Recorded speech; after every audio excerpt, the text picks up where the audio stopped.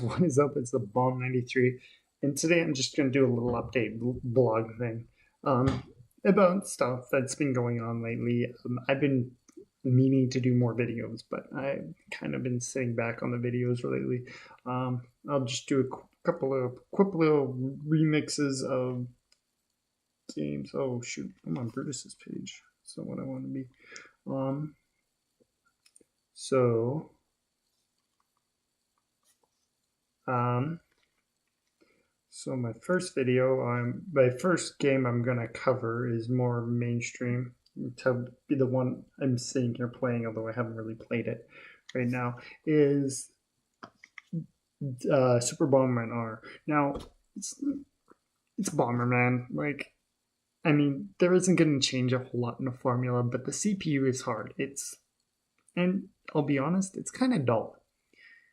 Like Hudson knew how to make a good game, whereas fortunately, Konami making Bomberman titles now kind of stinks, and it's not in a good way. Like, I found Super Bomberman R bland, and it was a AAA title made by a developer, not the same studio, obviously, because Kojima left Konami. The same, the same company that made a great game like Metal Gear Solid 5 goes on and makes this turd.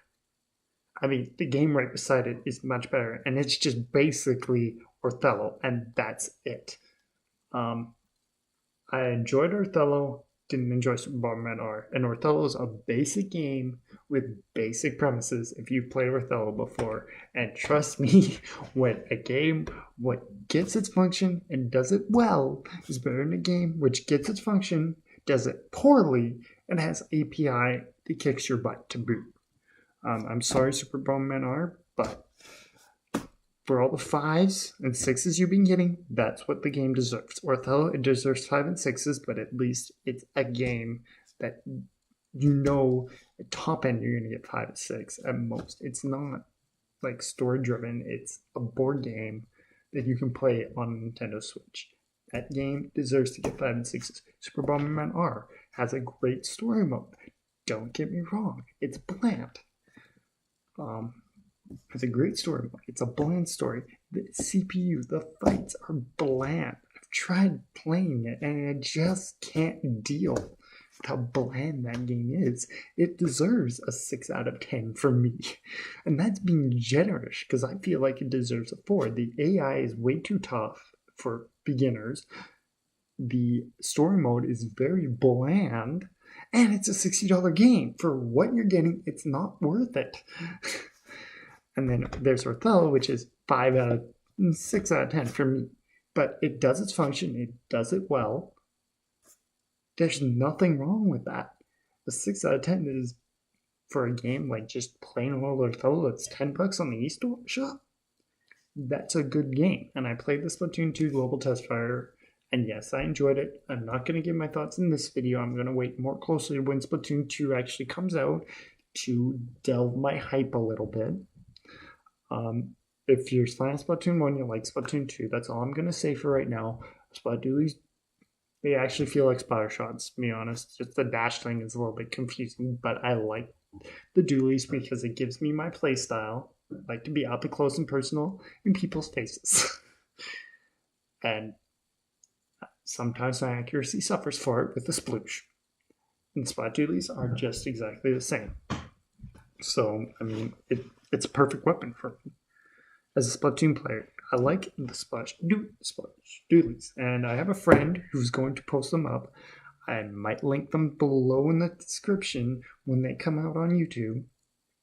No guarantees, but I am excited to see what she has to put up, and she works, so I'm quite happy to see her content.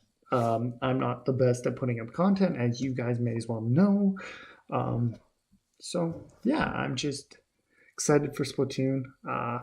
Hardware reviews / software reviews for Zelda.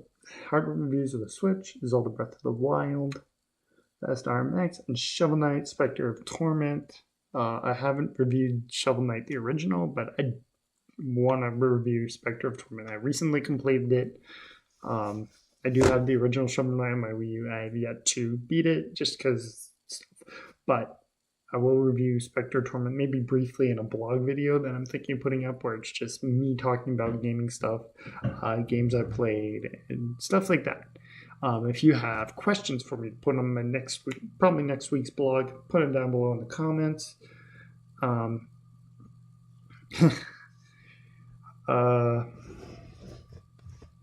If you want, I play Overwatch, I play Rocket League, so I'll probably talk a bit about that as well. Gaming news will probably be on that blog as well. It might turn into a podcast with at least one other person that I know.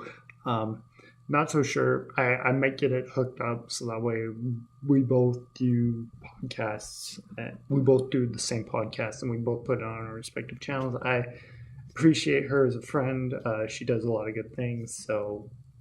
And she plays Splatoon really well, like me. So I'm kind of excited. She plays Pokemon. I'm more the Mario speedrunning style of guy. You know me, I'm a Sonic fan. Huge Sonic fan, will always be a Sonic fan. Lost World isn't the best game in the world to have on the Wii U, but it is better than the alternative.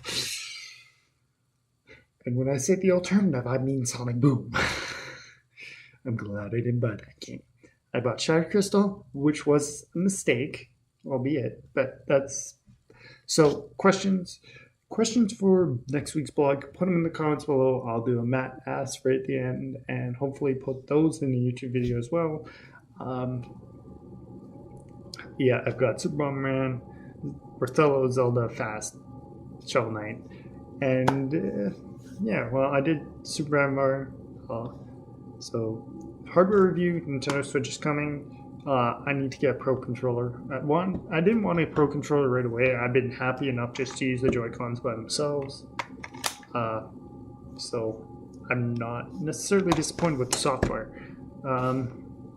I just want to see what the Pro Controller feels like because I've been hearing good things about it, and I believe it. I just don't have a whole lot of money right now. I need to get a job myself.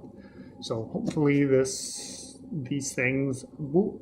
And game industry has been on the back burner a bit just because I haven't been that interested in making those types of videos.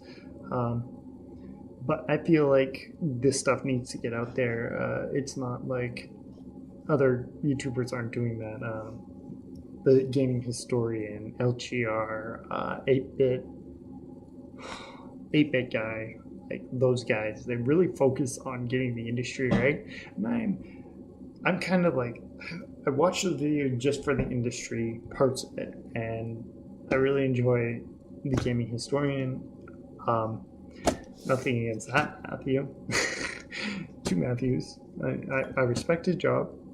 I just want to do something that's not just in the past, but also moving forward and seeing what trends can we expect from certain consoles in the gaming industry. And I might even put the first one, considering the Switch has come out now and I'm way behind on schedule, I might do a gaming industry where I talk about the Switch and how, even though it's breaking, well, yeah, you get the point. I might do one on the Switch and how it's selling as compared to why is the PS4 and the Xbox One Scorpio not selling as well, using the past to back me up.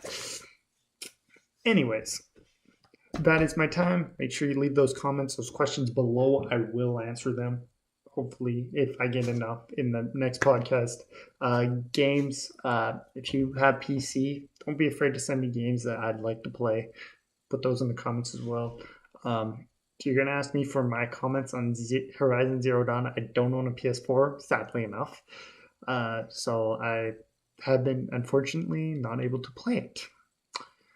Zelda Breath of the Wild is good though. I've been enjoying it, and as an open world game, I played Grand Theft Auto 5, and honestly, even though that one's mature and it's made for that mature audience, it is fun. It's fun in its own right, but Zelda just blows it out of the water, and that's saying something about the quality of the game. I haven't gone back to playing it. I've been playing a lot more Overwatch, trying to get my rank out because I'm still in bronze. But anyways, that's my time. Make sure you like these ideas. Put a like. If you don't like them, dislike it. I don't care. I just want to see what you guys think. I'm the Bomb 93. As always, guys, stay bomby.